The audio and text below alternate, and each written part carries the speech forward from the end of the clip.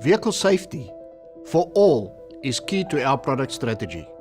The new Toyota Safety Sense is a system designed to benefit everyone. Can you imagine a world with no traffic accidents, no fatalities and no injuries caused by vehicles? That's Toyota's long-term aim. Because safety is our priority, these sophisticated technologies are not limited to our top-grade models. No, they're on all our grades, benefiting all our customers. We are now introducing new functions giving even greater protection for both Toyota drivers and other road users.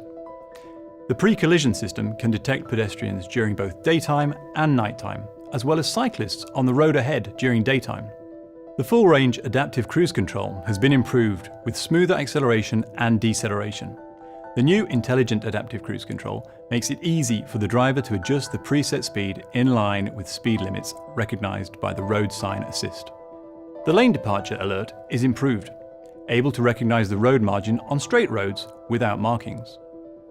Lane trace control is a new advanced driving support system assisting the driver to keep the vehicle in the centre of the lane, even on gentle highway curves. Automatic high beam ensures excellent forward visibility during nighttime driving, and it automatically switches between high and low beams to avoid dazzling other drivers.